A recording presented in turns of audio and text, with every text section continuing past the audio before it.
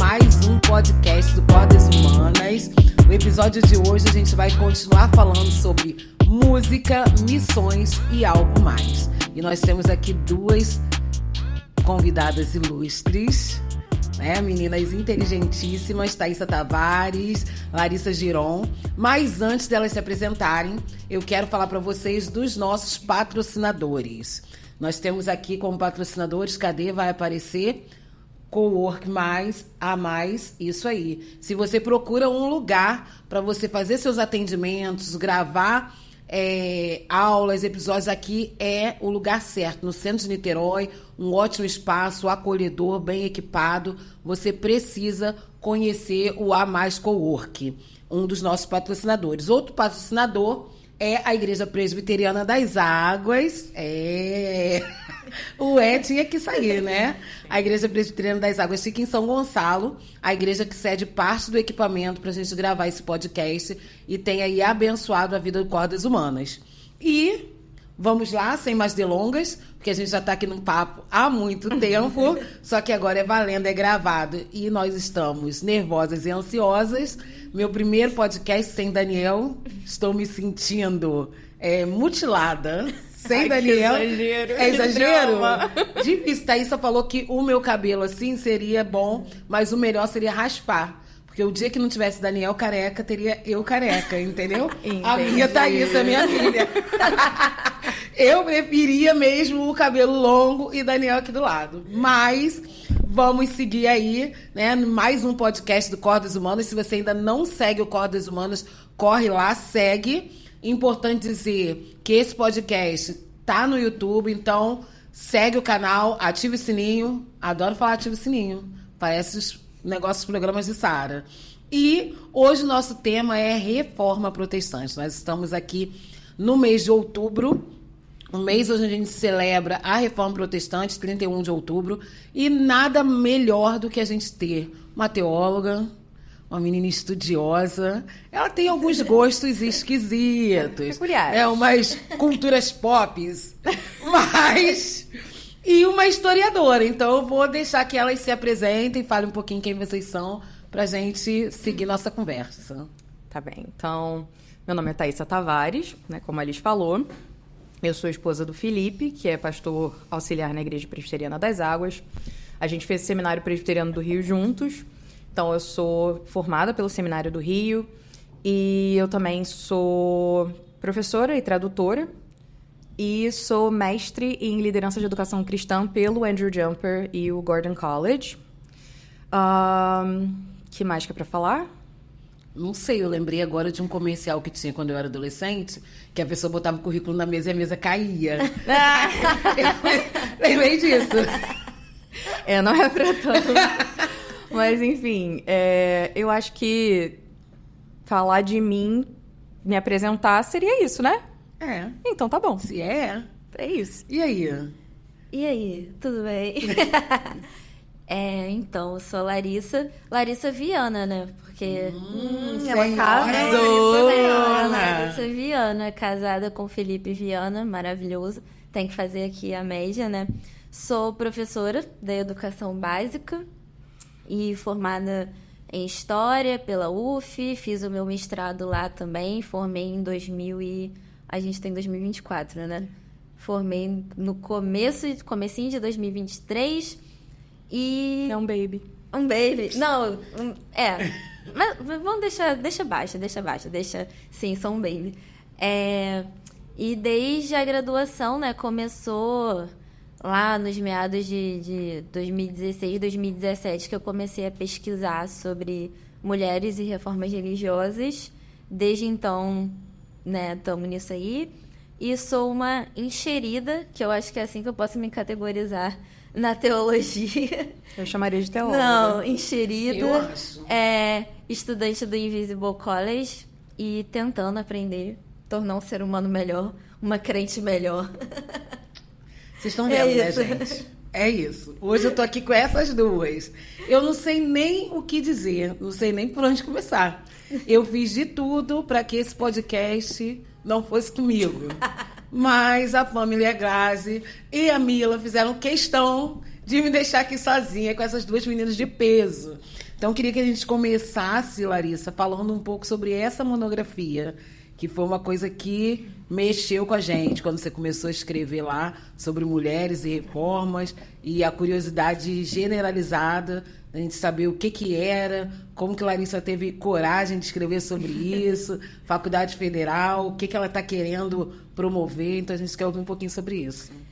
Então, quando eu comecei, em 2000 eu falei 2016, mas foi final de 2016, porque 2017 foram celebrados os 500 anos da reforma, né? Então, tava aquele alvoroço todo e tal.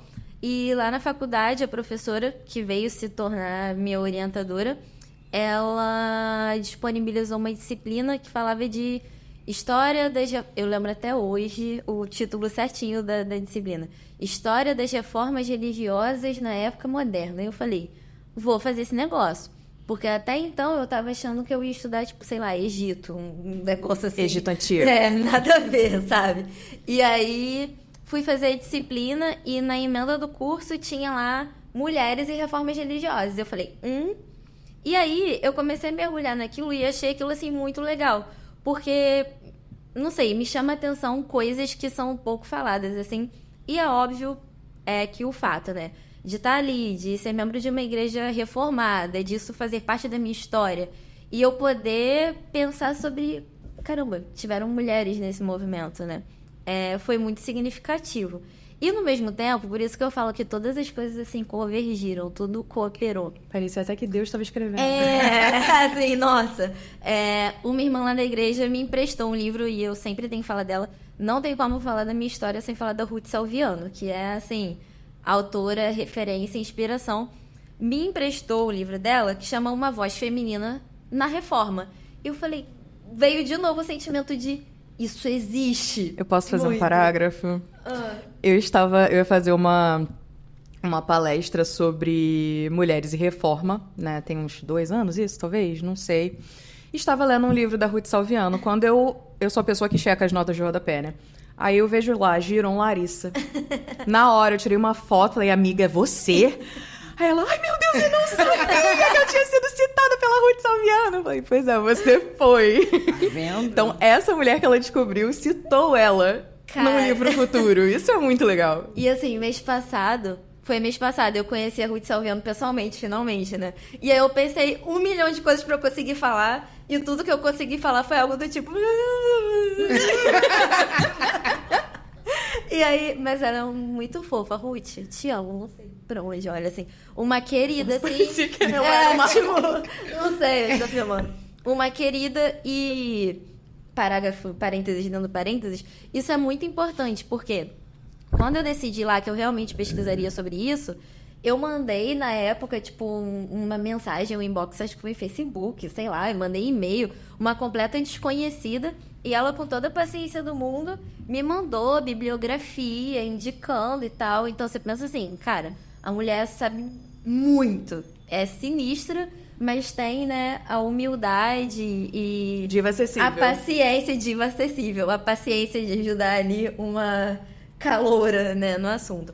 Mas aí, essa irmã me emprestou o livro da Ruth Salviano e depois uma amiga minha, tipo, muito incentivadora disso tudo, me deu o livro de presente, eu fiquei relendo aquilo. Eu falei, é isso. E aí, desde então, tamo aí.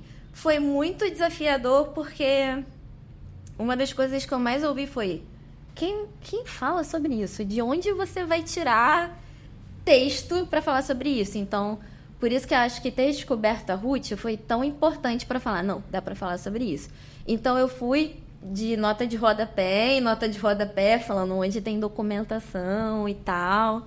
E achei documentação, mas eu posso falar disso depois, senão eu vou ficar... vai virar um monólogo. Não, a gente tá até gostando. Mas a gente interrompe, entendeu? E aí foi isso. Desde então, estamos aí. Aí no mestrado, segui, né, a mesma linha. E agora, não sei se um dia virar doutorado ou não. Por enquanto, eu tô a descansar, porque isso é importante também. Né, Thaís? Não, eu respirei fundo aqui, né? Porque às vezes eu olho pra trás e fico pensando, pra que um mestrado? Sempre, por que eu fiz isso? Né? Aí então, já fica pensando, vou fazer outro. Sim, é péssimo. É péssimo. Pra que eu fiz, mas vou fazer de novo. O que será que eu posso fazer agora? E aí, Thaísa, de repente reformada. Menina. Como é que foi isso? Se reformar no meio do caminho? É literalmente no meio do caminho mesmo, né? Porque, assim, eu venho de uma família batista. E não era uma família batista reformada, né? Uma família batista bastante arminiana e bastante orgulhosa de ser batista. Então, assim, era algo que fazia muito parte da minha identidade, né? Aí, de repente, alguém vai perguntar no podcast, mas arminiano não é reformado? Então. Enfim. Então. Eu vou só é tomar um porque. café aqui. O que acontece? Tá bom, vou fazer eu vou fazer esse parênteses aqui. Porque geralmente, quando a gente fala reformado hoje em dia, o que a gente quer dizer é calvinista. Então, não. Arminiano não é reformado. Apesar de serem fruto da reforma. Né? Enfim. E aí eu conheci Felipe na faculdade. Ele comentou aqui no podcast passado. E nós dois tínhamos, apesar de termos, né, essas raízes diferentes, a gente tinha uma visão missionária muito parecida. Né? Então a gente comentou que seria interessante, né, ir para missões, que era um sonho meu desde sempre, enfim. E aí, conversando, ele sugeriu, poxa, por que quando eu fizer o seminário, você não faz comigo? Eu falei, tá bom. Só que aí chegou na hora de fazer, eu não queria nem fazer a prova. Porque, tipo, eu era presbiteriana, sei lá, 1 ano. Era, né? Namoramos, casamos. E aí fomos pra mesma igreja. Porque esse foi um pedido meu pra ele. Porque eu era de uma igreja, ele era de outra. E a gente se mudou pra um lugar que era longe das duas. Eu falei, cara, vamos continuar nas nossas igrejas. A gente ainda não casou. A gente só vai pra mesma igreja depois que a gente casar. E vamos escolher uma igreja que seja nossa. Uma igreja que tenha a ver com a gente, né? E não uma igreja que um dia foi de um ou do outro, enfim. Né? E aí a gente procurou e tal, até que a gente encontrou uma igreja presbiteriana. E a gente devia estar mais ou menos 1 ano nessa igreja quando o Felipe resolveu fazer a prova pro seminário. E ele falou, você vai fazer comigo? Aí eu não vou, não. Aí ele, você vai, porque você prometeu. A gente combinou que você ia fazer essa prova. Qual o problema? Aí eu já fiquei com raiva, né? E quando eu dou minha palavra, eu tenho um negócio que eu tenho que cumprir o que eu falei. Vou começar a pegar essas palavras e anotar. Porque depois eu posso cobrar.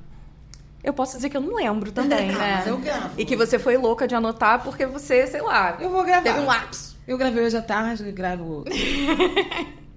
Não, se tiver vídeo, realmente, eu não tenho como fugir. Enfim, aí a gente...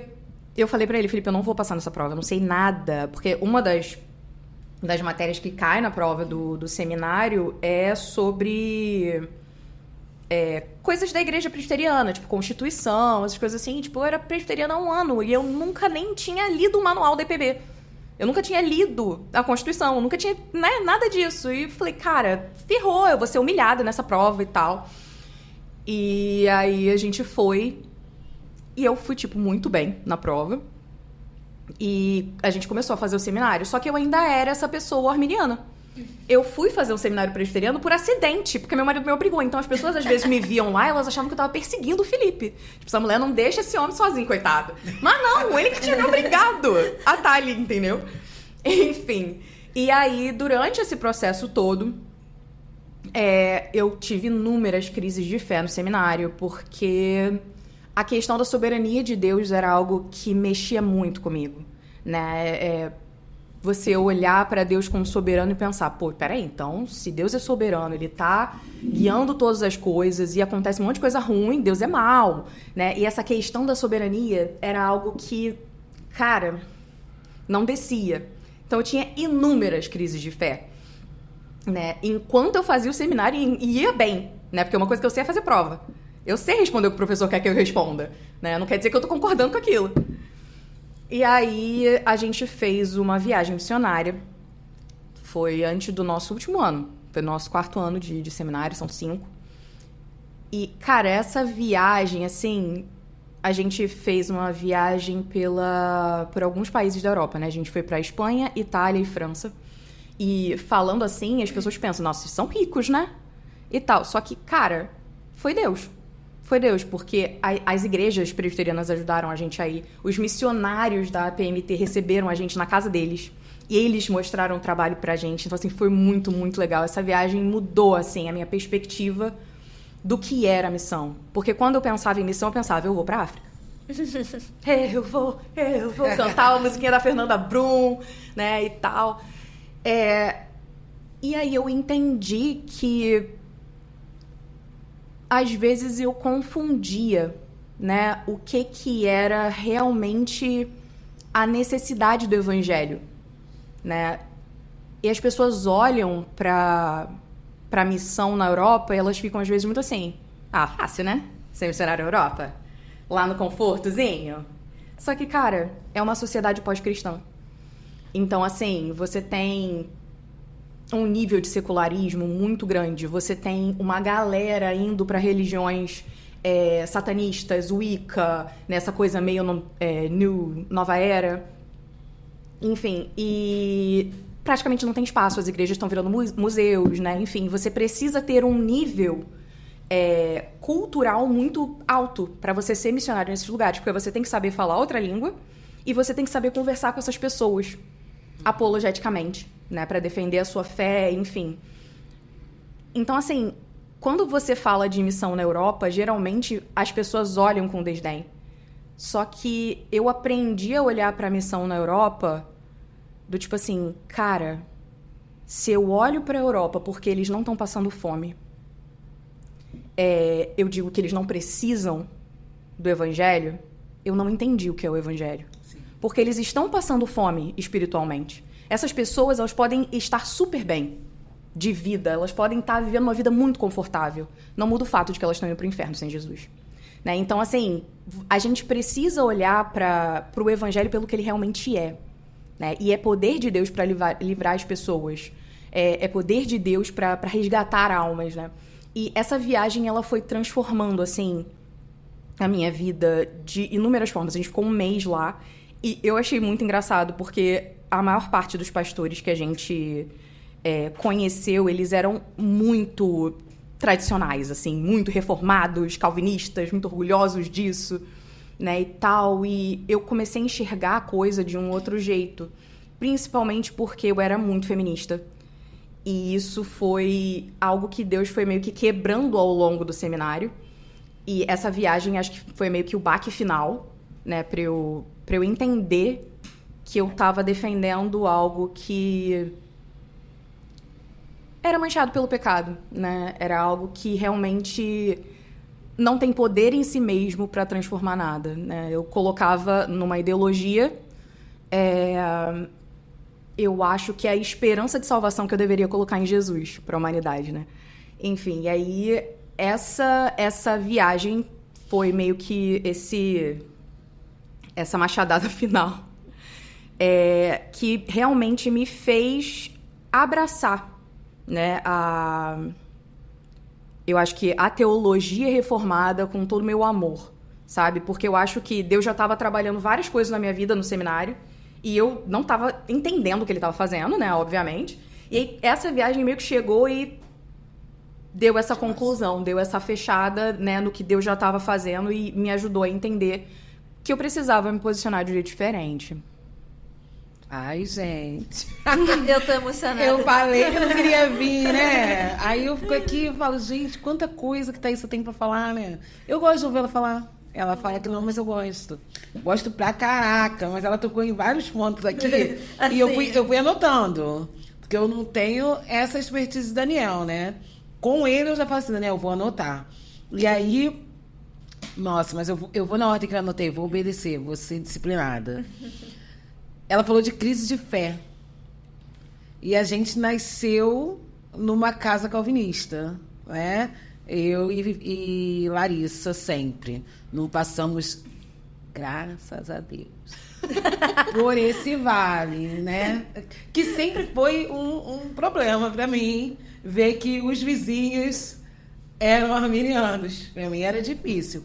Mas aí você, Larissa, que nasceu numa uma casa calvinista, né, numa igreja calvinista, teve um momento de crise de fé ali na faculdade, nesse processo de construir a monografia, porque geralmente as pessoas falam isso, né? Quando você dá de cara com a teologia, você fica meio bombardeado, porque fica entre a teoria e a fé. E aí essa dicotomia, às vezes, te divide, né?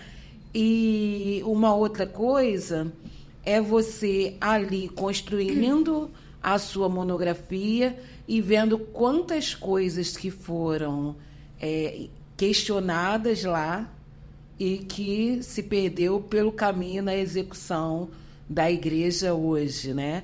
E muitas pessoas, aí vou emendar aqui, né? De que muitas pessoas, eu tenho muitos amigos que não reconhecem a reforma.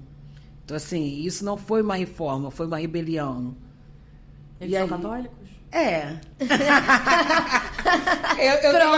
Eu não tenho só amigos arminianos, entendeu, Thaís? Eu tenho amigos diversos. Entendi. E aí, mas é uma questão, até mesmo dentro da igreja, entre os não reformados, de entender que reforma é essa que os presbiterianos tanto falam. Porque acaba parecendo que é uma bandeira só presbiteriana, né? Do orgulho calvinista que ela falou aqui.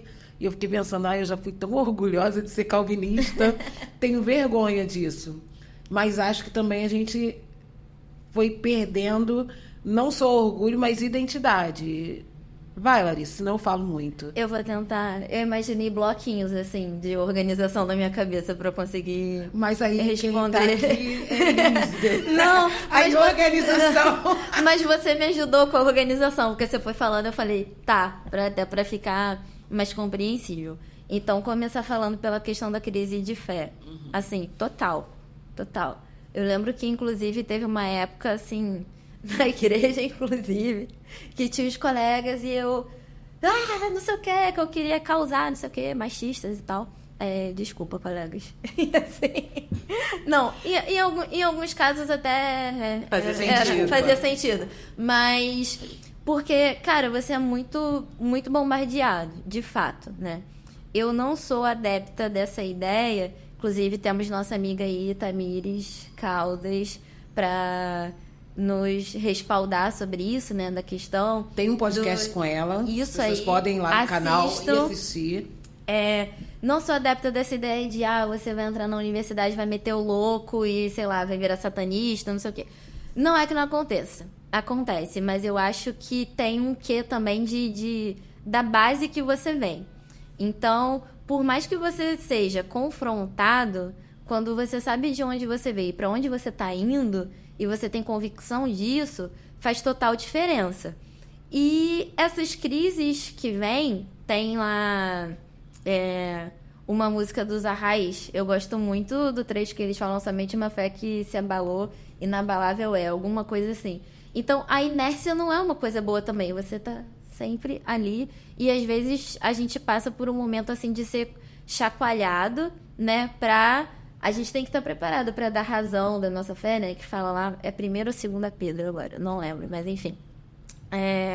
De dar razão da nossa fé, de você se tornar mais sólido naquilo e amadurecer. Então, as crises vieram e... todas as coisas cooperam para o bem, né? No final das contas, cooperaram para eu ter um entendimento mais claro de quem eu sou, do propósito de Deus para esse mundo, etc. e etc. E aí, o que a Thaísa falou também, que ela foi confrontada assim no seminário, eu lembro de um dia muito específico na faculdade, que a gente estava lá conversando algumas coisas, e veio uma coisa assim... que eu fui pro banheiro chorar muito. E porque veio aquela coisa dentro do meu coração de... você tá vivendo um paradoxo. Então, não tá fazendo sentido esses dois mundos que você tá tentando transitar, né? Porque quando a gente fala de algumas estruturas de ideologia, de pensamento... Amiga, você vai me corrigir, tá? Se eu falar besteira agora na teologia. Elas têm meio que uma soteriologia própria. Elas têm uma perspectiva de salvação muito própria, de que, tipo, a humanidade era assim, e aí caiu e foi pro buraco, e a nossa redenção vai ser quando tal coisa acontecer. Isso é, né, a narrativa da redenção, de lá criação, queda e redenção. E toda vez que a gente pega uma ideia para substituir o que é a verdadeira redenção, tá errado. E isso foi a pancada que eu levei. Eu falei, cara, nada pode substituir a redenção, né? Que é Jesus Cristo. E as coisas foi muito difícil, mas foram se ajustando assim um pouco mais na minha cabeça. E, por incrível que pareça, a pesquisa ajudou nisso. Aí teve a crise parte 2, porque quando eu comecei a analisar a documentação, o documento que eu analisei na monografia, e depois ele voltou no mestrado junto com outras documentações, porque, abre parênteses aqui, né, gente? Historiador não tem trabalho se não tiver fonte documental. Sem que achar lá aqueles documentos velhos, cheios de ácaro. Delícia. Alguns eu não sei quem estuda história mais recente, mas enfim, no meu caso era velho e tal, cheio de ácaro. Mas estava digitalizado. Amém.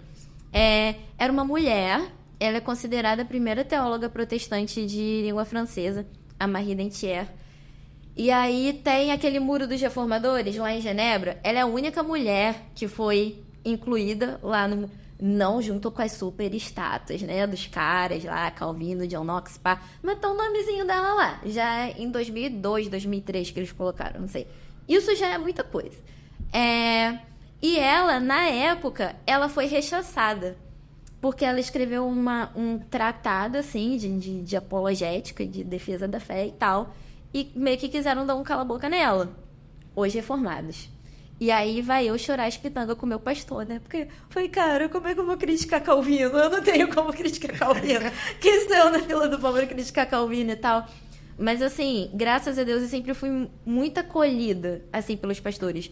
De tirar dúvida e tal, de não, cara, tá tudo bem, né? Pra gente também... Calvino também pecava. Era um pecador. Isso é uma coisa que eu acho que a gente tem que tomar cuidado, principalmente porque a gente tem reparado... E aí não é um tom crítico, assim, né? Mas analítico. Um fluxo muito grande de pessoas, de instituições neopentecostais que conhecem a teologia reformada e já chega assim... Sou reformado agora.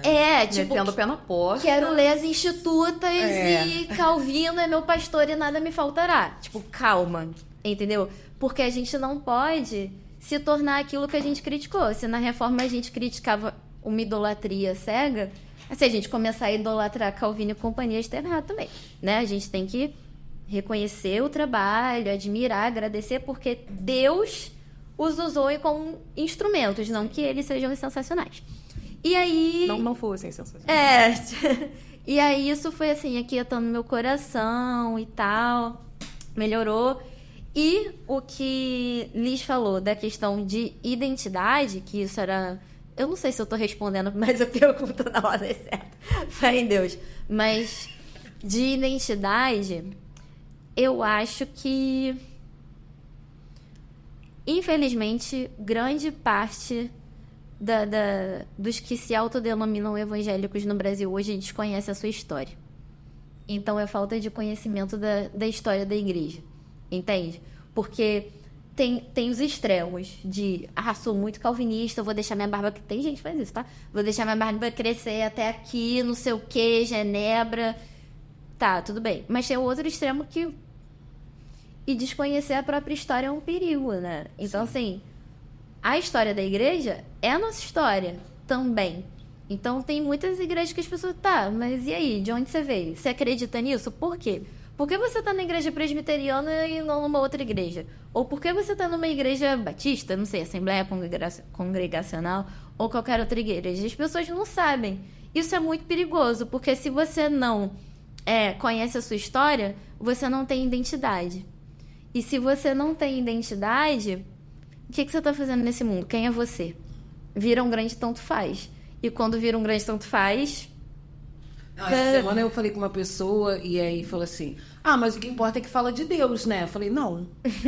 Mas falar de Deus não é bom? Eu falei, não. Deus tem um monte, né? Tem pessoas que têm o Deus da água, o Deus do fogo, o Deus da lua. Eu falei, importa falar de Jesus. Mas todas falam de Jesus, né? Eu falei, não. Aí não. Então, essa questão da identidade é muito sério, porque você até tocou nessa questão dos neopentecostais, que as pessoas nem sabem por que elas são neopentecostais. Elas nem têm essa noção, né? A gente fala assim, você é neopentecostal. Aí ela entendeu que esse grupo de igreja são as igrejas reformadas e que esse grupo é neopentecostal. Ela não entende que esse grupo aqui não são as reformadas. Elas não entendem que junto aqui estão os arminianos. Elas são igrejas históricas, porém, né? E elas não entendem que nem todo mundo que está aqui é neopentecostal. E aí ela vai migrando só porque ela ouviu um podcast, uma pregação, e tem muito isso, né? Eu tô seguindo o pastor tal na internet. E aí, por conta do pastor tal, eu agora sou reformado. Porque as pregações dele é maravilhosa. E eu já ouvi muitos relatos desse tipo. E aí eu fico pensando, Thaísa falou num tema assim que me interessa muito. Acho que depois Thaísa pode até fazer um podcast sobre. Que é a questão da sociedade pós-cristã. Vocês não percebem que a gente está vivendo esse momento pós-cristão aqui no Brasil hoje? Você fez essa viagem em 2017, né, para a Europa. E aí lá você identificou, e não só você, como os historiadores, que a gente tem uma sociedade na Europa pós-cristã. E isso tem sido, eu ia falar criminoso, né? Assim, doído para o mundo evangélico, porque as igrejas, e a gente foi vendo isso, não só na Europa, mas na América, as igrejas fechando e se transformando em qualquer outra coisa. E as igrejas fechavam e os crentes sumiam na poeira, né? E isso eu vejo que tem chegado no Brasil. Principalmente, como você falou, pós-pandemia, onde as informações que chegavam aqui numa velocidade passaram a chegar muito mais rápido. Então, essa situação do movimento das pessoas da igreja neopentecostal buscando ser reformado sem nem conhecer a história, não pode ser também um movimento que vai favorecer essa sociedade pós-cristã? Por que seria? Porque você não se conhece, né? Você não sabe quem você é. Então, você está indo pelo vento. Eu ouvi uma pregação de fulano, vou nem falar aqui o nome dos colegas. Né? E agora eu sou calvinista, agora eu sou reformado. Mas ele não sabe o que é reforma. Não estudou, não leu, não refletiu. E nem refletiu o porquê que ele era o que era. E aí ele vai perdendo a identidade de tudo, que ele não sabe o que ele era, nem o que ele é. E a gente vai tendo uma sociedade onde as pessoas só vão, só seguem, mas não criam raiz, não criam conceito, não refletem sobre. Sabe o que eu lembrei? Uma referência. Alice no País das Maravilhas. Como é que é o nome do gato cor-de-rosa lá? Que eu sempre... Cheshire Cat. Esse mesmo aí, a pronúncia é tão bonita, né? A gente fala de novo. Fala para as pessoas entenderem o que é isso. Cheshire Cat. O próprio, o gato rosa. Então... Cara, aquela cena que ele fala pra Alice, assim... Se você não sabe pra onde você quer ir, qualquer caminho serve. Uhum. Eu acho que é um pouco disso. Né? Me intrometi aí na pergunta, mas... Eu acho que é um pouco... Eu acho que é um pouco disso. As pessoas, elas parecem que não sabem bem onde elas querem chegar. Então, qualquer caminho serve. Elas não analisam as coisas criticamente, elas talvez não saibam bem quem elas são. É uma coisa muito da vibe, do sentimento. Então, eu tô aqui, tô me sentindo bem, você tá ouvindo um monte de baboseiro lá no púlpito, tá só veneno, você tá sendo envenenado. Mas a vibe do ambiente é boa e tal, não sei o que, e você não sabe pra onde, né, você tá indo. E aí foi o que eu falei antes. A gente precisa saber o que a gente era, de onde a gente foi tirado. E quando a gente lê Apocalipse, a gente precisa estar muito ciente de qual vai ser o nosso futuro. Né? Ali tá registrado pra gente... Eu sempre choro. Cara, não dá pra... Gente, não dá pra ler Apocalipse e não chorar. Você vai lá ler o capítulo 5 de Apocalipse, aquela coisa assim, você fala, cara, é aquilo ali. Você tem que estar muito claro pra onde você vai e... Fé. E seguir, né, as orientações aí que Deus deixou pra gente. Não tô romantizando, né? Não é fácil. Mas você tá convicto da sua identidade. Agora, a Alice colocou uma coisa, eu acho que a gente é exposto e às vezes procura até muito mais informação do que a gente pode processar. Sim. E você não vai filtrando. E aí você deixa de procurar nos lugares que você verdadeiramente tem que procurar, porque estudar a Bíblia dá trabalho. Dá muito trabalho, né? Ter comunhão dá trabalho. Ser intencional ali na igreja, que é a comunidade, onde, né, construir um ambiente saudável, dá muito trabalho. Então é muito mais fácil eu seguir pastor XYZ no Instagram, no conforto da minha casa. Não preciso lidar com pessoas, afinal pessoas são difíceis, são chatas. E eu fico aqui e você tá à deriva. Assim, Sim. eu acho que essa foi uma das coisas que talvez tenham sido mais apaixonantes para mim, né, em relação à reforma, que foi justamente a questão do sola escritura, né, que é uma das nossas bases. Então, eu acredito que, no geral, os seres humanos não sabem para onde eles estão indo, né? E aí, quando você encontra Jesus, você começa a ter uma luz, né? Porque antes disso é só, né, são achismos. E quando você vai para o sola escritura, não é o que eu acho, é o que a palavra de Deus diz. E isso vai te ajudando a filtrar o que é verdade e o que não é. E a palavra, ela é justamente esse fundamento para a gente conseguir viver, né? Dito isso, acho que uma das maiores crises para mim, né, que eu comentei aqui, foi quando eu tive essa questão toda de identificar que eu era, sim, feminista, por mais que eu não dissesse. Todos os meus pressupostos eram. E quando eu levei esse baque, eu já não sabia mais quem eu era. Por mais que eu refletisse super sobre a vida, por mais que eu tivesse já um nível superior e estivesse fazendo outro, que era teologia, né? Enfim, porque eu acho que as questões da nossa alma, do nosso coração, elas vão um pouco além, né, da nossa cognição, né, da nossa capacidade reflexiva. Então, são coisas que estão no nosso coração que, cara, é Deus que está trabalhando. Então, assim, eu acho que a crise de identidade, quando ela vem baseada na palavra, cara, ela é uma bênção. Porque a palavra, ela faz isso, né? Ela fere, ela machuca quem a gente é para transformar a gente em alguém mais parecido com Cristo. Então, assim, eu acho que a pessoa que ela entra em crise, ela fica sem saber quem ela é e tal, né? Me compadeço, porque já estive aí, né? E eu acho que é muito aquilo, né? Se você não sabe quem você é, ora. Sabe? Coloca diante de Deus, porque, de fato, talvez a pessoa tenha ouvido um pastor aleatório na internet, foi tocada por isso e tal. Cara, glória a Deus se foi o caso, sabe? Glória a Deus se você realmente acha que você precisa fazer uma mudança para uma igreja que seja mais saudável, mais bíblica, enfim, né? Mas eu acho que a pessoa ela só vai se deixar levar, assim, por esses ventos todos, realmente, se ela não se colocar diante de Deus. Do tipo, Deus, é isso mesmo? O que a sua palavra diz sobre quem eu sou?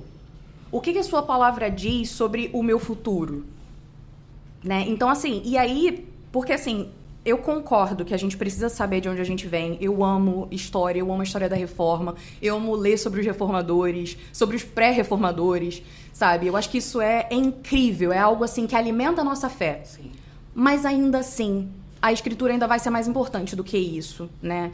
Então, eu concordo que é muito bom a gente saber a história da igreja, mas mais importante é a gente conhecer quem é o nosso Senhor, né? Então, se essa pessoa ela passa por essas questões e ela troca de denominação, enfim, ela entra em crise, cara, que essa crise seja para a glória de Deus e te transforme em alguém mais parecido com Cristo. Porque esse é o objetivo. Mas é isso, quando eu falo de saber de onde a gente vem, nesse momento, porque a pessoa fala de história o tempo todo, era pensando justamente nisso, de tipo, onde a gente estava antes, qual era o nosso destino. É na perspectiva bíblica mesmo, nem na perspectiva histórica. Cara, onde era pra gente estar se não fosse Jesus? Sim. E quando eu penso, de onde a gente veio? Da lama, do buraco, e pra onde a gente está indo depois da gente ter sido resgatado de lá, né? E a Bíblia não deixa de ser também uma história também, Sim, né? é A grande história. A história. A história. Mas é pensando nesse sentido mesmo, porque quando a gente sabe de onde a gente veio, que foi no caso, né, como eu tô falando da lama, a gente valoriza ainda mais e reconhece a dependência que a gente tem, porque a gente jamais teria saído desse buraco sozinho. É graça, é Jesus esticando. Sim. E vem cá, meu filho, porque você não é autossuficiente, não existe meritocracia na salvação, não é por sua causa, é por minha causa. Eu acho isso, assim, lindo. Por isso que eu falei, não tem como não chorar lendo Apocalipse, porque é, assim, saber de onde a gente veio e ler lá Apocalipse, tipo, vestes brancas, igreja glorificada pra sempre, vivendo com Jesus. Vai ser lindo. Tenho certeza que no céu vai ter café. E, cara, café e eternidade. Imagina. Embora a Thaísa não acredite, eu acho que vai ter churrasco. Mas... Não vai ter churrasco, gente. Não vai ter derramamento de sangue. Ela tem um ponto. Mas... Então... Churrasco vegano. Voltei, Thaísa. Boa sorte. Não pode ser vegano, gente. Eu não tenho problema com ser vegano. Eu gosto do cheiro de carvão. Mas voltando aqui... porque a gente ainda não tá no céu, a gente ainda tá lá em 1500. Então, reforma. Que eu ouço muito, né? Continuando nessa tecla, as pessoas falam assim, Liz, ouvi uma pregação do Nicodemos e descobri que eu era reformado. Nossa, passei a ouvir o Hernandes e agora eu sou reformado. E eu fico assim, gente... Porque a gente ouve o Nicodemos e o Hernandes, né? Eu há 40 anos. E aí eu falo assim, mas é isso que é ser reformado? E aí a pessoa muda de igreja. E quando ela chega lá, quem prega não é o Hernandes, nem o Nicodemos. Né? E ela fica assim, as práticas da igreja, a rotina da igreja, né? Ela não se enquadra. Ela gostava daquela outra prática, mas ela quer a pregação do Hernandes, que não tem, né? Não tem na Igreja das Águas. Tem Felipe, tem Jackson, mas Nicodemos e Hernandes a gente vai ficar devendo. A gente pode até tentar fazer eles em um aniversário. Um dia, para que eles se sabe? sensibilizem. É o que eu falo, a gente não tem dinheiro para trazê-los, para pagar passagem de avião. Não Então, tem. mas aí eu anotei aqui, Thaís, 5 solas. Sola gratia. E aí, vai que, né? Porque tem a fé também. Então, a fé e a graça operando. E aí, o que seria uma igreja reformada? Né? Porque uma igreja reformada definitivamente não é uma igreja onde o Hernandes e o Nicodemos preguem, né? Eu sei que você lembrou, eu também. Mas assim, não é. Eles são reformados, são pastores abençoados, glória a Deus. Mas não é uma igreja onde eles pregam. E o que seria uma igreja reformada hoje, em 2024? Polêmica. Cara, Mas polêmica. Não. Pra mim tá aí, sem não ter polêmica, não tem nem graça. mas assim, né? É um negócio complicado. Eu vou pegar mais café. A gente ouve Assim, uma boca e ela fala. É porque eu vou focar na questão teológica, né? Porque você tem igrejas reformadas que não são presbiterianas. Existem batistas reformados, por exemplo, né? Igrejas independentes também, Igrejas né? independentes, exatamente. Então, assim, acho que a questão toda da igreja reformada é uma igreja que procura ser bíblica e seguir, né, os pilares da reforma. Tipo, sola escritura, sola fides, sola gratia, sola deo glória, né? Então, eu acho que vai por esse caminho, né? É uma igreja que ela vai pautar a sua ortodoxia e a sua ortopraxia, né? Tanto a doutrina quanto a prática cristãs. Vai pautar isso nas escrituras. E aí eu acho que eu responderia bem, assim, nesse nível de profundidade, que é não muita. A gente querendo aqui a treta. Não vou estar oferecendo, não. Mas eu passo. Eu vou estar passando. Não, mas passar é legal também, porque quando você fala isso, e aí Larissa trouxe muito bem as igrejas independentes, o orgulho calvinista, voltando lá nele, né? Há um tempo atrás, ele apontava que só a igreja presbiteriana era reformada. E uma geração passada de presbiterianos se orgulhava muito disso. Nós somos reformados, nós somos os donos de Calvino. E essa não é verdade, né? Ser reformado não é ser presbiteriano. Ser reformado é ter a Escritura como centro da igreja, da vida, é ter a fé como centro, a graça. Então, é você olhar para aquilo que os reformadores propuseram e trazer isso para a realidade da igreja. E aí você pode ter batistas reformados, você pode ter congregacionais reformados, igrejas independentes reformadas. Então, fala aí, Larissa. Você estava pronta para falar. Eu fiquei pensando numa coisa assim, que muita gente hoje assiste pregações do Reverendo Hernandes, Reverendo Nicodemos, entre outros, e isso é uma bênção, né? Porque a internet, a tecnologia viabilizou muita coisa.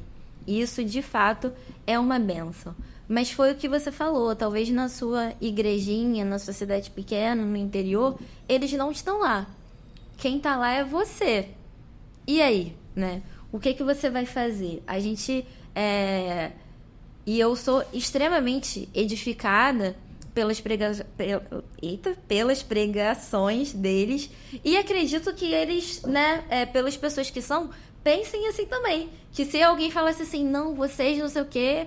E talvez eles responderiam, meu irmão, sua fé não pode estar pautada em mim. Sua fé tem que estar pautada, né, em Jesus Cristo. E eu acho que esse hype foi tão grande, assim, que ao mesmo tempo que foi uma bênção, porque eu acho que essa divulgação na internet da teologia reformada ajudou muita gente a ver que estava em ambientes eclesiásticos extremamente tóxicos, que tinha de tudo menos a Bíblia. E aí eles saíram dali, e glória a Deus por isso. Mas, por outro lado, teve muita gente que foi assim, consumindo.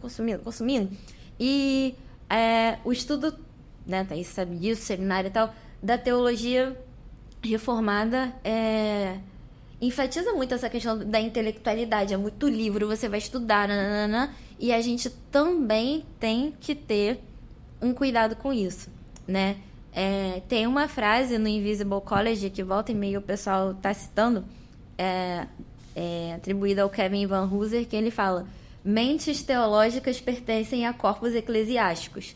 Então não adianta você ser o gênio da teologia, você conheceu a teologia reformada e você não vive a sua comunidade eclesiástica local. Você se acha o suprassumo da inteligência, do conhecimento, e você leu 178 livros e você não consegue dialogar com uma irmãzinha na sua igreja que nem sabe ler direito. Então, se o seu conhecimento, assim, se o seu estudo, ele tá te isolando, tá te colocando no 1. Não, porque eu sou nível Nicodemos. Não é, né? Todos sabemos que no caso não é. Sou desse nível... Mas tá, e os irmãozinhos da sua igreja que estão lá precisando, né, de uma escola bíblica dominical, ou de um núcleo, ou de um pequeno grupo, você vai conseguir dialogar com essas pessoas? Que se o seu conhecimento, ele tá segregando, ao invés de fortalecer a comunhão, tem alguma coisa extremamente errada. Você tá estudando teologia errada. E é outra coisa que a gente fala muito lá. O estudo da teologia tem que te colocar de joelhos diante de Deus. Se tá te causando soberba, você tá estudando errado também. Tá estudando errado. Né? Exatamente. Foi o que eu falei da ortodoxia e da ortopraxia, né? Eu acredito muito que não existe, né, ortodoxia sem ortopraxia. Tipo, não existe uma doutrina saudável se você não estiver colocando isso em prática, porque senão fica tudo muito na teoria. Então, por exemplo, se vocês forem reparar, pessoas que geralmente, né, são de igrejas que tenham um sermão com 3 pontos, né, conclusão, mesmo que a nossa às vezes não seja assim, mas tem sempre o que no final do sermão? Uma aplicação prática para a sua vida. Porque a Bíblia, ela precisa de um contexto. Por exemplo, a galera que faz o estudo bíblico indutivo, a parte da aplicação prática é uma das últimas partes também. Você primeiro pega o texto naquele contexto histórico, você observa todas aquelas coisas, o que aquele texto significou para aquelas pessoas, e agora o que esse texto significa para a gente. né? Essa parte prática. Então, a pessoa que ela tá muito cheia da doutrina e ela sabe os termos em grego, em hebraico, e ela sabe tudo, né? Mas ela não consegue colocar aquilo ali na prática, cara, pra que você sabe?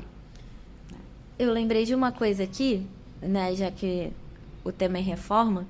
Quando a reforma começa lá, mais de 500 anos, uma das preocupações desses reformadores era alfabetizar as pessoas, né, instruir as pessoas para que as pessoas pudessem ter a prática da leitura bíblica, era viabilizar o conhecimento bíblico. Por quê? Não reter, né? Não reter. Uma das críticas era missa rezada em latim. Sim. A Igreja Católica Apostólica Romana tinha um monopólio do conhecimento das escrituras. A justificativa era, não, o povo não pode ler a Bíblia porque eles não têm capacidade de interpretar aquilo e vão ficar falando, né, um monte de abobrinha. E os reformadores começam a abrir escolas de alfabetização, inclusive incentivar que mulheres também lessem, porque em casa elas ensinavam para as crianças, então isso teve um impacto nesse sentido. Sim. Também. E assim, a gente, foi o que eles falou, não reter, a gente precisa viabilizar. As pessoas precisam ler, né? Sacerdócio universal, você não precisa de um padre elite mediano, você vai direto às escrituras e tal. E aí, se a gente parar para pensar, os paladinos de Calvino do século XXI, que querem ser, né, os super conhecedores e reter, eles estão indo justamente contra o que os próprios reformadores fizeram. Então não faz muito sentido, né? Não, e fala tudo numa linguagem muito acadêmica, às vezes, Sim. né? Que não alcança as pessoas. Não alcança a igreja. E não é o objetivo, né? Como a Larissa falou, eu tô aqui ouvindo Larissa e eu fiquei pensando, agora Eliseu vai entender por que a gente queria tanto trazer Larissa aqui.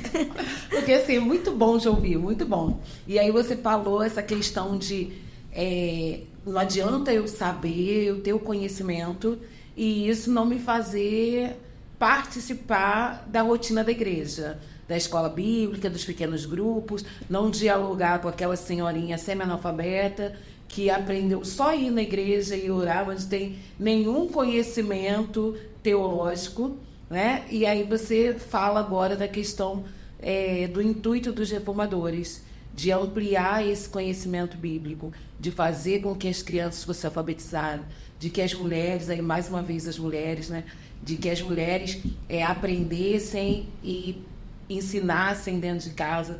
E eu fico vendo como que a gente pode hoje resgatar essas ideias da reforma na prática da nossa igreja. A Thaísa falou, né, da ortopraxia. Como que a gente faz isso hoje? Como que a igreja, qual é a demanda da igreja reformada hoje? Aí a gente tem que ir pro Igreja Centrada, né? Porque... Mais um clube do livro. Assim, a gente precisa olhar para a necessidade local. Então, a igreja, ela vem para servir a população. E a população de cada lugar vai ser diferente, né? Então, São Gonçalo tem necessidades diferentes do Rio de Janeiro, de São Paulo, enfim. Então, a gente precisa olhar para essas realidades e ver o que a gente pode fazer. Então, por exemplo, na nossa igreja, a gente tem a questão do pré-vestibular, né, social. A gente vai ter a questão dos projetos, né, de Águas de Amor e sei lá o quê, que eu esqueci o nome agora. Enfim, né, você vai ter todos os projetos que os diáconos vão ajudar ali, né, com cesta básica e tudo mais. Você tem inúmeras frentes, você tem esse tipo de projeto aqui também. Mas uma demanda, assim, generalizada da igreja brasileira, sabe? A igreja reformada brasileira tem uma pauta e que é urgente, que precisa ser levantada e conversada e vivida. Aí eu vou ter que falar que é Jesus, né? Porque se é geral, tem que ser Jesus. E a gente realmente está precisando. Porque, ó, sinceramente. Foi Eliseu, pode rir. um missionário lá na igreja tem 2 semanas. 2 semanas. E aí ele estava apresentando alguns dados estatísticos, assim, muito interessantes. Porque ele falou assim, o eixo de envio missionário mudou para o sul global. A gente tinha, né, Europa, depois Estados Unidos e agora o sul global. E ele falou assim, que há estatísticas de que entre 16 e 20 anos, talvez o Brasil se caracterize como uma nação pós-cristã também, basicamente. Porque a gente vê o número de evangélicos aumentando, mas vai ser, igual eu falava dos católicos, católico não praticante, evangélico influencer, que você põe um versículo lá na sua rede social e tá tudo certo, né? E isso é muito assustador. É muito assustador. Então, eu penso que, pensando no Liz falou da questão generalizada, eu pensei aqui numa perspectiva muito macro. Eu acho que a gente tem uma missão de ser uma âncora. Não no sentido de não se contextualizar e de não caminhar, não. Mas no sentido de ser algo firme e no momento que é tudo tão extremamente, sabe? A gente teve uma EBD lá na igreja que a gente estava falando justamente sobre isso, né? Sobre o cristianismo na pós-modernidade. Então, a gente tem que entender que a gente vive numa sociedade pós 2 guerras mundiais e uma quase guerra que podia ter exterminado a humanidade toda, que foi a Guerra Fria. Graças a Deus, né? Nada aconteceu. Então, como eram as pessoas antes disso? Você tinha uma estrutura. Então, estava tudo muito sólido. Do nada, você vê pessoas literalmente se desintegrando por conta de uma bomba atômica. E aí depois, a ameaça de Guerra Fria, a mesma coisa. Por isso, né, que até muitos... A gente chama esse movimento de filosofia, até na história, pós esse período de pós-estruturalista. Ou seja, depois dessas estruturas. Porque as pessoas que vivem depois de tudo isso, não dá pra ter estrutura. Porque hoje eu tô aqui, amanhã... Parece relativismo, uma bomba, né? E aí daí vem o relativismo, vem justamente disso, de... são consequências desse mundo que foi desintegrado, assim, na frente das pessoas. Só que a gente não vive assim, né? A gente vive, ou pelo menos deveria viver, numa rocha firme. Jesus, ele é comparado a uma rocha. E rocha não é algo fluido. Então, eu acho que, de uma maneira geral, a igreja ela tem que ser uma lembrança disso, de, todas as coisas estão se desmanchando, estão se desintegrando, o símbolo da pós-modernidade é a água, que você vai de um lado para o outro, mas, Sim. âncora, você não vai para onde o vento te levar. Não, no Cristianismo Puro e Simples, a gente começou a ler no Clube do Livro ontem, né? Tem algo que o Lewis fala que é muito interessante, e ele escreveu alguns textos, tipo, em 1940, ele já chama a Europa de pós-cristã. E ele vai falar justamente essa questão, né? Tipo, toda a sua tecnologia, né? Toda a evolução que vocês estão dizendo aí, que tá transformando a humanidade num lugar melhor, nada disso conseguiu acabar com a guerra. Oppenheimer.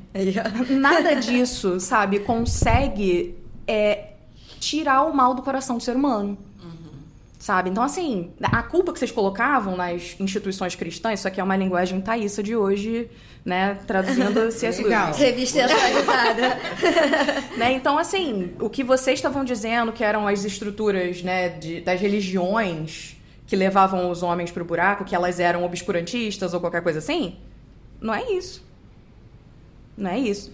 Então, é realmente da gente olhar, né? Quando eu pego e falo, cara, é olhar pra Jesus... Eu acho que é justamente da gente olhar entendendo a coisa toda do fundamento bíblico, né? Tem uma série que eu gosto muito, algumas pessoas talvez não gostem, mas também assim, né? Problema de vocês. O nome é o nome é American Gods, baseado no livro do Neil Gaiman. Nunca vi. E... algumas pessoas não gostam porque ela tem umas cenas mais pesadas, assim, mais sensualizantes, né? Enfim. Essa série basicamente vai tratar da coisa da idolatria, né? Deuses Americanos, o nome. E aí ela vai trazer a televisão como um deus, o dinheiro como um deus. E ela traz a questão dos deuses modernos. E aí você vai ter a internet, as redes sociais, e tudo isso eles meio que personificam. Né? Eles tornam aquilo ali real pra, tipo, você ver que, cara, é um ídolo, é um deus. E aí, o que acontece com essa questão toda dos deuses modernos é que as pessoas param de adorar os deuses antigos, então eles começam a morrer. Porque não tem gente adorando. E os deuses novos estão aí, né? Tipo, super em alta e tal. Enfim, a questão toda que eu quero trazer com essa história, né, depois de contextualizar, existe um determinado momento que eles passam por uma situação e falam, cara, a gente vai ter que chamar ele. Não vai ter jeito, agora a gente vai ter que chamar ele. Aí, tipo, todo mundo fica assim, quem? Jesus. E aí eles ficam, tá, mas qual deles? Cara, quando eles falaram isso, eu fiquei assim, então, pera lá. O que tá acontecendo aqui, né?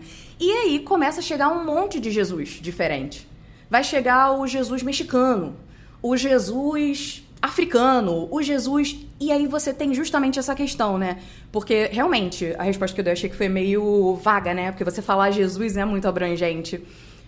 Mas foi pertinente. Justamente porque as pessoas, elas criam os seus próprios ídolos, Jesus. E aí elas acabam não adorando o Jesus da Bíblia, não seguindo o Jesus da Bíblia, mas o Jesus que elas construíram no próprio coração, que às vezes não é nem biblicamente embasado. Então, assim, quando a gente, enquanto reformado, fala que a gente precisa focar realmente no Cristo, é disso que eu tô falando. É do Jesus bíblico, é focar na narrativa bíblica, disso que a Larissa falou, né? De criação, queda, redenção e focar nessa trajetória, lembrando quem nós éramos em Cristo, quem nós éramos lá no início, né? Quem nós nos tornamos por causa da queda. E assim, essa foi uma das questões que me pegou muito também, né? Quando eu estava estudando os 5 pontos do calvinismo, que foi a depravação total. Que é realmente você olhar e falar, cara, as pessoas são completamente cruéis. Elas são cruéis. E aí aqui eu vou ter que abrir um parênteses pra falar da minha obsessão do momento, que é o caso do P. Diddy. Acredito! Gente, vocês sabiam que isso ia acontecer em algum momento, mas assim, eu só acho que é um ótimo exemplo. Mas é um ótimo exemplo pra essa questão da depravação total, né? Porque você vai ter toda essa coisa do poder e do dinheiro e a pessoa usando tudo isso pra mascarar tráfico humano, pedofilia, tráfico de drogas, né? Enfim, e aí você olha para as pessoas com aquele verniz e tá tudo bem, tá tudo de boa. Olha, eles têm até dinheiro, Deus tá abençoando. Prósperos. Entendeu? Então, assim, quando a gente olha para a questão da depravação total, é realmente de angustiar o coração, né? E essa foi uma das questões que me pegou em relação à soberania, quando eu entendi que o mundo só não é pior porque Deus é extremamente bom e ele freia o mal. Porque senão a gente não teria qualquer esperança. Eu acho que o mundo seria tipo uma freak out party, né, do P. Diddy o tempo inteiro. Pessoas sem freio nenhum, fazendo o que desce na telha, né? Enfim, e a soberania de Deus entra muito nisso, né? Nesse freio do mal, de você vê a mão de Deus realmente agindo em momentos que você pensa, cara, agora acabou. Não tem esperança para a humanidade, né? Guerra para tudo quanto é lado. Vai todo mundo morrer, ou então merece todo mundo morrer, e merece mesmo, né? Glória a Deus por Jesus Cristo. Glória a Deus por Jesus. E é esse Jesus que a gente tem que realmente pregar, porque é o que está faltando. Porque não adianta você adorar um Jesus que é o Jesus bonzinho que você aceita, né? Esse é um dos grandes problemas do evangelicalismo brasileiro hoje, né? Que a pessoa, ela olha para Jesus e ela olha para as Escrituras e ela fala, isso aqui eu não acho que combina com Jesus, não. Não concordo. Isso aqui sim. Deixa eu rasgar essa página aqui da Bíblia. Né? Um aprendizado... eu pensei no negócio. Como nessa, Larissa? Eu vou falar assim, um evangelho que não te confronta é meio complicado, né? Te deixa, venha como está e fique como está. Tipo, desconfie. Eu só vou dizer isso, Elis. E aquilo, a gente vê... Fiquei mais aliviada agora, hein? Mas a gente vê isso na realidade da vida evangélica. Cara, quantos filhos de famílias cristãs chegam na faculdade mesmo e metem o pé? Eles veem transformação na vida dos pais? Eu acho que essa é uma grande questão, entendeu? Porque se a gente vê que as pessoas estão sendo transformadas pelo poder do evangelho, cara, eu chegar na faculdade e ver as pessoas falando um monte de coisa não vai fazer a menor diferença. Porque eu sei que Jesus é poderoso, eu sei que ele é real, sabe? Então, assim... Você falou agora, e aí eu lembrei dos outros 2 podcasts que eu estive, que a gente falou exatamente dessa questão da casa, da família, dos pais, né? se eu vejo Deus operando, se eu vejo Deus na vida dos meus pais, fica muito difícil eu ser confundida quando eu chego lá no ambiente da faculdade, porque eu já experimentei aquilo. Um problema, um nó do cristianismo do hoje, né, é que as pessoas não têm experimentado Jesus como ele é, o Jesus da Bíblia. As pessoas têm experimentado esse movimento que Larissa levantou e que eu observo muito, porque como eu sou uma pessoa já de quase meio século, né, então a gente passa por histórias. E aí eu vejo hoje a Igreja Evangélica Brasileira passando pelo movimento que há 30 anos atrás a Igreja Católica passou. De que todos eram católicos e ninguém sabia onde era uma igreja católica. Então as pessoas eram católicas, sim, mas não sabiam fazer uma reza, não conheciam nada de nada, porque era só status.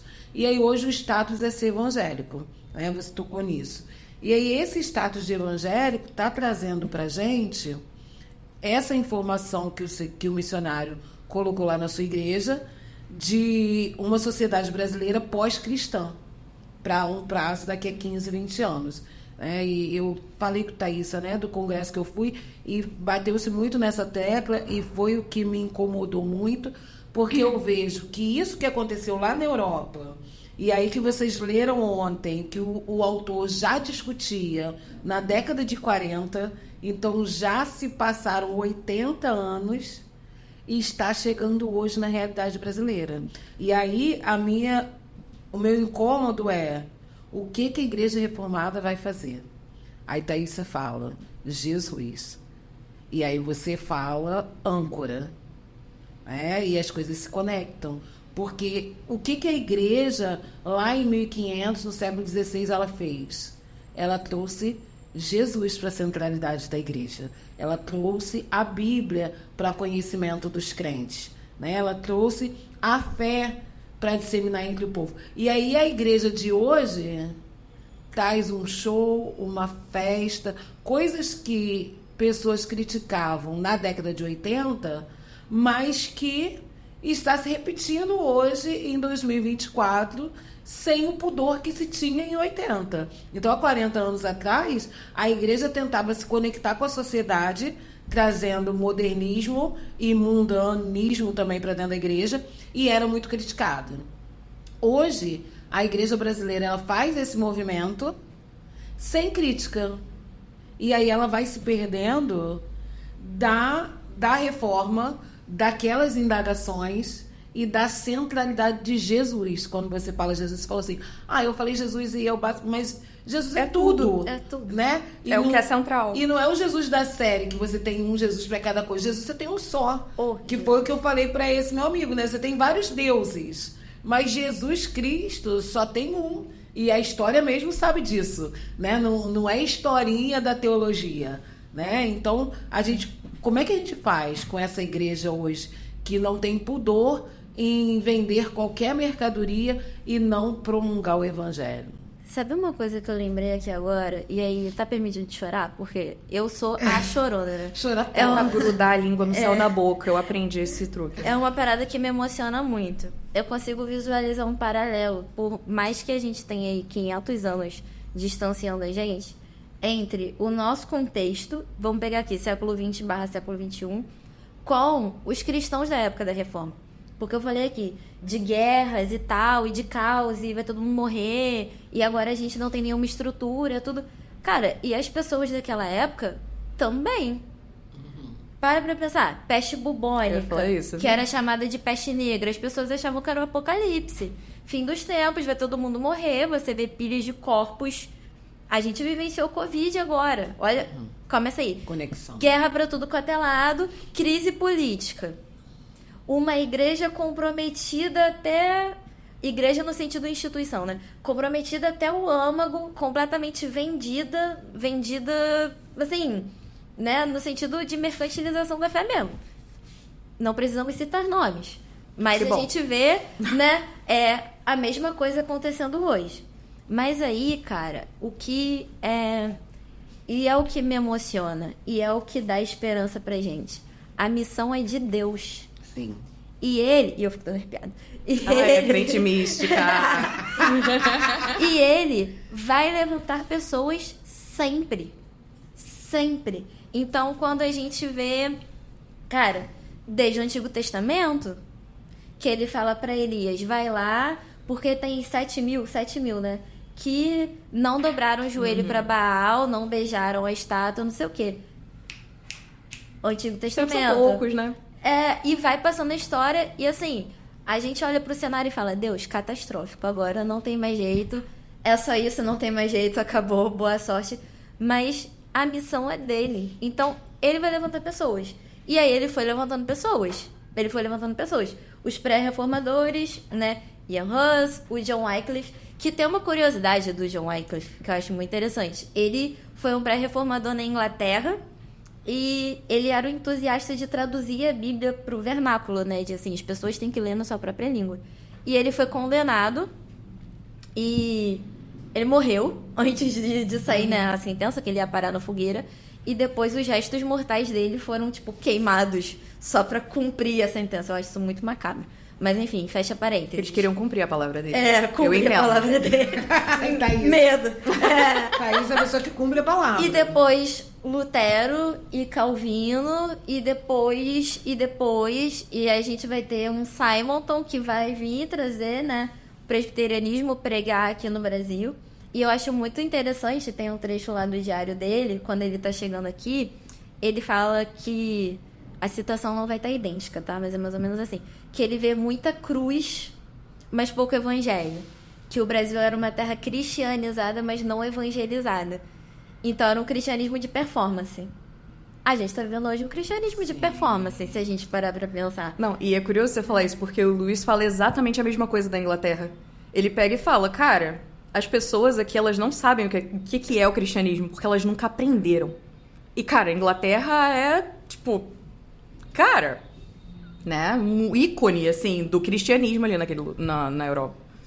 Agora virou bagunça que Betinha não tá mais... Brincadeira. A outra. Brincadeira. Idolatria. Mas eu penso igual. Gente... Peraí, deixa eu só voltar nesse negócio do misticismo, que eu brinquei com a Larissa, mas era algo que eu ia comentar antes, né? Eu acho que uma das questões que dificulta bastante no Brasil é justamente o nosso misticismo. Né? O Brasil é esse país onde todo mundo é muito espiritualizado. Então, assim, eu lembro que algo que foi muito marcante pra mim na faculdade, eu não tive crise de fé na faculdade. Que interessante, eu tive crise de fé no seminário, como Deus faz coisas na vida do crente, né? Mas eu lembro que na época eu tava na psicologia, eu abandonei, tá, gente? Não sou psicóloga, não. Vocês vão fazer esse parênteses. Mas eu lembro que eu fiz uma matéria com um menino que, na época, eu ainda não dava o nome de alvo missionário, como a gente fala nas águas, mas ele era meu alvo missionário. Então, de vez em quando, a gente pegava o ônibus, né, pra ir pra Central juntos e tal. E eu ia conversando com ele, pregando, tipo assim, de acordo com que os assuntos surgiam, né, e tal. E eu lembro de falar pra ele... Na época, eu era batista, tá? Mas batista histórica, então me respeita. E aí eu lembro de citar a Bíblia, que eu sabia a Bíblia, tá? Ó. Eu lembro de pegar e falar, não, porque a gente tem que saber dar razão da nossa fé. A nossa fé é uma fé racional, é uma fé que a gente não vai fazer as coisas de qualquer jeito, sei o quê. E ele era budista. Na verdade, ele era zen budista. E aí ele virou pra mim e falou assim, mas você sabia que eu acho que os protestantes, eles perdem muito com isso? Porque existe toda uma transcendência, uma espiritualidade. Então, assim, o cara que ele tava conversando comigo, que, tipo, Deus não existe, porque ele era ateu. Deus não existe isso, cientificismo, blá, blá, blá. Daqui a pouco, existe uma transcendência. Então, assim, o brasileiro, ele é um negócio engraçado, né? Então, por exemplo, uma outra amiga minha no pré-vestibular, completamente louca, beijo, Lara. Eu lembro de, assim, ateia também, o pai dela era pai de santo, e ela falar que ela de vez em quando ia nos rituais, né, da religião do pai dela, e que ela achava lindo. Falei, cara, mas você não acredita em Deus, em... Ela, não, eu não acredito em Deus, mas não quer dizer que eu não acredito em espíritos. Então, assim, quando a gente fala de Brasil, a gente precisa entender que é um negócio diferenciado, entende?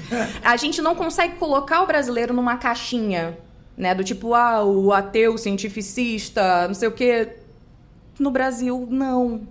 No Brasil, o ateu cientificista, ele vai estar fazendo meditação pra alma sair do corpo, entendeu? É um negócio bem louco. Então, o misticismo é algo que acaba fazendo o evangelicalismo mais neopentecostal chamar bastante atenção, porque você foca na experiência, você foca no sentimento. Mas aí que vem o problema, porque o sentimento, ele não fundamenta a sua fé. E aí, quando você só baseia a sua fé no que você sente, você sentiu um arrepio. Eu também fico arrepiada, tá?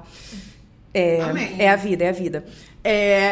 Mas quando a gente baseia a nossa fé somente nisso... Foi mal. Quando você chega numa situação que as pessoas te colocam contra a parede do porquê que você acredita... Não sei. Você não sabe. Você não sabe responder. E aí fica meio aquilo, tipo... que me irritava profundamente quando tinha movimento evangelístico de alguns... Não era cru não, tá, gente? Defender minha amiga Tamires. Não era cru, era um outro movimento que acontecia dentro da faculdade, que eles faziam os cultos. E aí vários jovens saindo, né, do culto como se eles estivessem completamente drogados. Tipo, Jesus é bonzão e tal. E eu ficava assim... Que ódio. Por que vocês estão fazendo isso com a minha fé? Mas não sabem da razão da própria fé. Exatamente. Então, assim, essa questão do brasileiro a gente precisa levar em consideração. E é a importância da igreja reformada. Ela não ia ficar sem bater nos pentecostais, né? Gente... Isso foi bater nos pentecostais. Que gosto. Perdão, não foi minha intenção. Gosto de sair assim. Eu não tô dizendo que você não tem que sentir. Ah, não, para. Sai daqui. Poxa, hein? Então, eu tô brincando. Mas eu gosto. A gente vai ter que encerrar. Ah, não. Você sabia que Lutero era místico? Ele era meio místico. É sério! É sério! Eu disse que ia ter que encerrar. Porque as pessoas ficam dizendo às vezes Mas que a a reforma... historiadora concorda com o que você tá Concorda. dizendo? Vamos ver se ela concorda comigo. Porque se eu trouxer algum dado errado, você me fala. Eu vou ali rapidinho. Porque... Quando as pessoas falam de reforma, pensam muito nessa coisa, né? Do tipo, é muito racional, não tem um fervor espiritual e tal. Só que, cara... Os reformadores eram muito crentes, né? E na época, Calvino foi considerado o teólogo do Espírito Santo. Isso é bem louco, né? E, enfim, eu lembro Isso é bem bom. É sensacional. É louco. Ele é crente bíblico. Viu? Caramba! Ai, amém. E aí, é curioso, né? Parar pra pensar que Lutero fazia direito, se eu não me engano. Né? Família da burguesia. Larissa concordou, porque E aí ele tava... A gente precisa lembrar da época, né? As estradas não eram de lá, grande qualidade. E ele tava indo com um amigo de um lugar pro outro que passava dentro de um bosque, assim. Começou uma tempestade e esse amigo foi fulminado. O amigo que tava com ele. E aí Lutero, morrendo de medo, se encolhe perto de uma árvore e faz uma promessa. Que é: Deus, se eu sair vivo daqui, eu vou entrar pro monastério. E é assim que Lutero vai e vira monge. Sabe? Então, assim, o que a gente tá falando é de gente crente. É de gente que tem experiências com Deus também. Só que não baseiam a sua vida inteira nessas experiências. Não pode ser assim. Baseamos na Bíblia. Amém. Amém. Então, eu falei que a gente tem que encerrar, porque eu não sei encerrar, né? Aí eu vou ficar aqui e aí depois ninguém assiste podcast. Porque fala assim, podcast de 5 horas, não vou assistir. Então a gente... Coloca na velocidade 2, querido. Então tá bom, gente, ó. Se demorar, coloca na velocidade 2. Mas coloca não, que vale a pena. Não. Assim, boa sorte entender o que eu tô falando na velocidade 2. Mas quem entender na 1, não vale. Mas a Larissa falou uma questão da política. Eita. E aí... Oremos. Não, eu lembrei que anotei aqui na minha cola, né? Que o movimento da reforma ele aconteceu exatamente por esses questionamentos políticos e religiosos da época. E aí você trouxe para nossa época, né? Você fez toda uma trajetória lá da época de Calvino, da época de Simonton e da nossa época, dessas questões também religiosas, políticas e as questões, né, sociais, você falou de peste e guerra e tudo mais. E aí, assim, o quão politicamente a reforma impactou a sociedade. Acho que a gente precisa falar isso. Eu sou uma assistente social. Não tinha que acabar? Ah, Thaís. Polêmica, né? Tá Tadinha da minha amiga. Não, mas você pode falar, porque você é professora da reforma. Deu uma aula de reforma lá na igreja, entendeu? Ela é dessas. Eu vou falar um negócio que fica aí, né, pra vocês. Mas os reformadores, eles foram, assim, muito importantes naquela época lá. Pra balizar essa coisa de interferência de Estado e Igreja, e isso era um pouco complicado, né?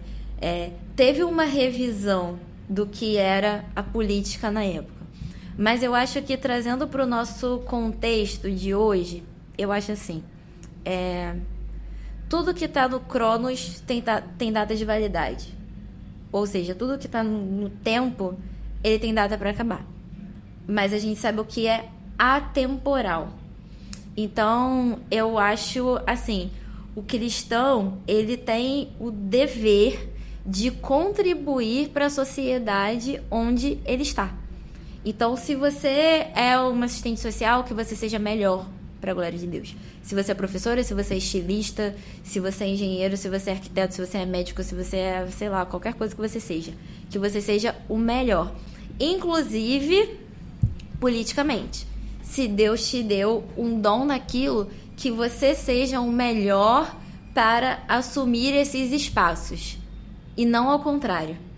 Por ser cristão ou se dizer cristão, você achar que automaticamente você está validado para ser qualquer coisa na política. Isso é muito perigoso. Isso é muito perigoso porque você está associando o nome da igreja, o nome de Cristo a você, e a história mostra pra gente que isso é catastrófico em inúmeros aspectos. Então a gente tem que ser cauteloso. Eu acho que o movimento tem que ser esse.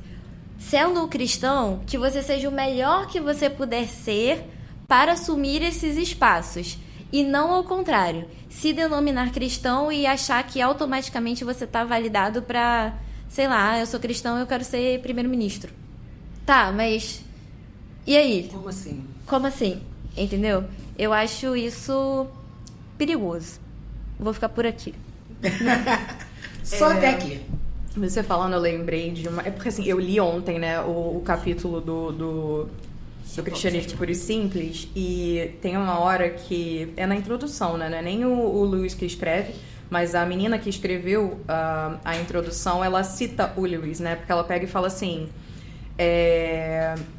que o cristianismo puro e simples trata-se de um estilo de vida que nos desafia a sempre lembrar, como Lewis declarou certa vez, que não existem pessoas comuns e que é com os imortais que nós fazemos piadas, trabalhamos e casamos. São os imortais, aqueles a quem esnobamos e exploramos.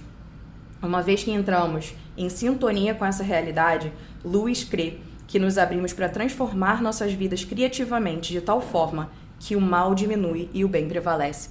Eu acho que a gente colocar a eternidade em perspectiva e colocar as pessoas como almas eternas em perspectiva, né, transforma muito a forma como a gente enxerga a vida, né, e a própria forma como a gente interage com as pessoas. Cara, eu fiquei, assim, refletindo sobre essa questão, né? Tipo, a gente não tá lidando com pessoas comuns, a gente tá lidando com imortais. Uhum. Almas que o Senhor criou, né? Pra honra e glória dele. Então, assim... Você foi lendo e eu fui aqui entendendo, sabe? Nós casamos com pessoas imortais. Nós exploramos pessoas imortais. Eu falei, caraca. Aí fui digerindo... Falei, não, você sério? ainda vai demorar pra digerir tudo, cara. Porque eu ainda tô aqui. Porque aí você fica assim, é muito mais profundo do que simplesmente um encontro casual, né? Não vai acabar amanhã.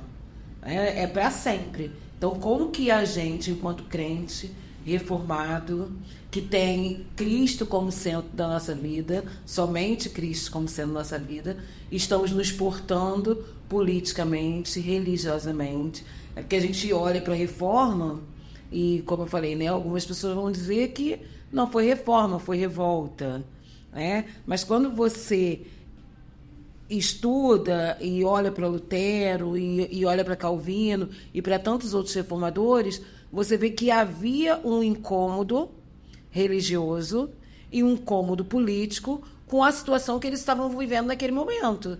Então, mulheres foram ensinadas para ensinar o outro. Isso é um movimento político. Você falou da sua amiga que é ateia e o pai é pai de santo e que ela acha lindo a cerimônia. Existe um movimento religioso. Então, a gente vive hoje não sei se eu posso dizer um sincretismo religioso, onde tudo cabe na caixinha do brasileiro, né? E às vezes não precisa nem fazer sentido. Não. Porque as pessoas, elas geralmente nem se dão conta que elas têm crenças contraditórias. Nossa, eu nem vou falar sobre isso. Não, é melhor nem entrar nessa Porque parte. Só fica aí a reflexão, senão hein, galera? A gente sai da reforma, que isso é muito grave. A gente vai falar depois nos bastidores, quando terminar, gente. Mas é isso. Como que o momento político e religioso que a gente está vivendo... E aí eu já falei isso algumas vezes, né? Eu penso na história de forma cíclica, que em alguns momentos ela vai se tocando e em pontos que nós já passamos. E aí você falou disso, né? Da época da Reforma, que eles estavam vivendo a mesma experiência da época de Simonton, que estavam vivendo a mesma experiência que nós estamos vivendo hoje, de desconstrução total e de indagações. Então, hoje a gente vive essas desconstruções, essas indagações políticas e religiosas que pedem da gente uma postura, pede da igreja, do crente, uma postura. E uma postura de estar ancorado em Jesus. Vou levar isso para a vida. Então, a gente vai fechar. E aí eu queria que vocês fizessem as considerações finais. Aquela Thaísa pontuou bem que, assim, uma pregação centrada na palavra, de 3 pontos, ela encerra com aplicações práticas. E aí eu falei assim, não vou nem falar de considerações finais, vou falar de aplicações práticas, né? Como que o cristão reformado de hoje pode se portar frente a essa sociedade tão mística e tão equivocada. Ela falou olhando pra você, amada. Eu penso que uma grande lição que a gente guarda, que a gente pode guardar, assim, né, da reforma pra cá, ou assim, do texto bíblico pra cá, porque a gente fala muito dos reformadores, mas os reformadores, eles, né, não tiraram, não foi uma coisa inédita. Na verdade, eles resgataram algo que sempre esteve ali e foi, né, infelizmente, jogado para escanteio. E a gente vê o que acontece quando jogam a Bíblia para escanteio. É que a gente não pode se prender ou se basear em coisas que são circunstanciais. Os momentos políticos, eles são circunstanciais. Algumas instituições, elas são circunstanciais. Então, por exemplo, o Império Romano passou. Os grandes reinos lá do medievo e depois da Idade Moderna passaram. A União Soviética, o Império Turco-Otomano, o Sacro Império Romano passaram. Todas essas coisas, elas são circunstanciais. Mas Jesus, ele não é circunstancial. Foi por isso que eu falei, né, a questão da âncora. Eu acho que os reformadores, eles apontam muito para isso, né, para um Deus que ele é atemporal. Então, ele se comunica com a gente no nosso tempo e ele cumpre o propósito dele por meio de nós dentro dessa cronologia, mas ele não está detido por esse tempo. Ele está para além disso. E ele chama a gente para olhar para algo além disso, né? Eu acho que essas coisas que acontecem na história e a reforma nesse sentido e todas as outras pessoas que Deus levantou para depois disso ajudam a gente a... Tem uma amiga que fala muito sobre isso. Beijo, Cami. Cara, ela falou isso uma vez, assim, eu nunca esqueci. A recuperar o nosso senso de eternidade. Sabe? Tipo, tô aqui, mas as coisas não estão circunscritas aqui. São os imortais. Vai para muito além disso. E eu acho que essa é uma aplicação prática que eu tento trazer, assim, pra minha vida, né? Cotidianamente. Porque às vezes tem um hype de alguma coisa, alguma notícia. Ou a gente estava falando, né, de pessoas que deixam se levar. Eu acho que são, infelizmente, pessoas que estão colocando suas expectativas em coisas circunstanciais. e se frustram. Porque, como esses exemplos que eu dei, né? Todos esses impérios caíram. Candidatos políticos, chega uma hora que eles vão passar também. Tudo isso passa. Mas Deus não passa. Amém. Ele tá aí, né? E olha que tentaram. Tentaram, Nietzsche tentou matar Deus, um monte de gente tentou. E tá aí. E ele não vai passar. E nós somos chamados a colocar a nossa fé em... Não vou falar algo, vou falar em alguém que não passa e não vai passar nunca. Eu acho que isso tem que ser a aplicação prática da nossa vida todo dia. Assim, eu tô levantando para ir trabalhar, para estudar, para fazer qualquer coisa. Aqui e agora, nesse tempo.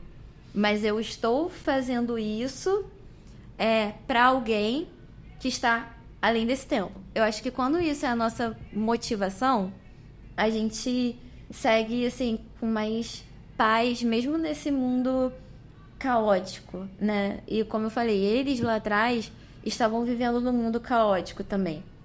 E aí eu imagino a experiência de Lutero quando ele lê lá, tipo, o justo viverá pela fé e tal, e, cara, uma âncora no meio daquele caos.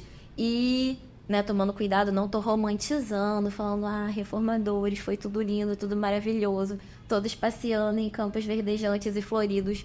Não é isso, mas é você encontrar sua âncora. Não, até porque a gente falou da depravação total, né? Então, assim, a gente acredita que todos os reformadores também eram pessoas completamente depravadas que precisavam de Jesus Cristo. Então, assim... Fala, gente, nós, presbiterianos, a gente não tem um altar pra Calvino dentro de casa. A gente não faz isso. Não. Poxa, não tem que fazer o meu. Thaísa, como transformar tudo que a gente falou em algo prático para a vida? Excelente pergunta. Eu acho que tenha uma vida eclesiástica, né? Vá à igreja, conviva com pessoas, mesmo as pessoas difíceis. Provavelmente você é a mais difícil delas. Eu sei que no meu meio eu sou provavelmente a mais difícil, só a Liz me ganha. Nunca. Mas eu acho que é isso, né? Viver uma vida em igreja. E assim, eu tava até comentando isso, né? Ontem. Eu gosto muito, né? Eu fico assim, caramba, que bom quando alguém pega e fala, poxa, eu fui muito bem recebido aqui, eu me senti muito bem. Dá um quentinho no coração, né? Que bom que essa pessoa se sentiu acolhida. Mas, ao mesmo tempo, isso não é o principal. Você pode se sentir muito bem num lugar e aquele lugar não ser bíblico, não tá pregando o evangelho de fato, né? Então, sempre que você for... se você estiver pensando em mudar de igreja, né? A sua pergunta precisa ser... A palavra de Deus está sendo pregada aqui? Né? E não, tipo, eu me sinto bem, aqui é confortável. Não. Aqui a verdade está sendo pregada. Né? Então, procurar uma igreja realmente que seja saudável, bíblica. Lembrando que nenhuma igreja vai ser 100% saudável, né, gente? Pelo amor de Deus, a gente continua sendo pecador na luta pela santificação. Então, viver a vida em comunidade é algo que, assim, é essencial. Tô tentando lembrar das coisas que a gente falou, né? Essa questão que a Larissa trouxe, né? De você se lembrar da eternidade, que entra na questão dos imortais, da citação que eu li do Lewis. Né? Eu acho que a gente precisa desse senso de propósito. Né? Hoje em dia você vai ter um monte de livro de administração, a galera que também, né? Comece pelo porquê, saiba o seu propósito, não sei o quê. E, cara, isso é sensacional. Só que, assim, se você é cristão... O seu propósito, cara, ele já tá ali, definido, né? Sabe? Então, assim, é muito de a gente encontrar em Deus as respostas para quem nós somos, né? Para nossa identidade, para tudo que a gente faz. Então, eu acho que eu fecho nisso, né? Porque a gente também falou essa questão toda das crises que a gente tem, né? De fé, de identidade e tudo mais, acho que é realmente encontrar em Deus. Então, assim, também não quero que seja uma coisa, tipo, muito vaga, né? Tipo, como é que eu encontro em Deus, né? Vai ler a Bíblia. Cara, sim, leia a Bíblia, ore e procure pessoas realmente cristãs, experimentados, né? Cristãos que você considere maduros para conversar também. Né? Porque, às vezes, a gente precisa de uma outra perspectiva. A própria Bíblia vai falar disso, né? Uma das minhas outras crises de fé em determinado momento foi ler Tito e ver que as mais velhas tinham que ensinar a mais nova, e eu fiquei assim, cadê as mais velhas me ensinando? Cadê a velha? Cadê as mais velhas? Né? Então, assim, a gente precisa de comunidade pra também descobrir quem a gente é, né? Então é isso. É isso, meninas. É isso, pessoal. A gente encerra mais um podcast do Cordas Humanas. Tivemos o prazer e a honra de ouvir essas meninas inteligentes.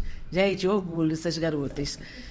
Thaísa Tavares, Larissa Viana, meninas que são abençoadas e abençoam as nossas vidas. Então, muito obrigado por aceitar o convite. A gente aguarda vocês no próximo podcast. Siga o canal do Cordas Humanas, acompanhe a gente, que vem muita coisa boa por aí. É isso. Muito bom, galera. Foi. Abraço. Acabou-se.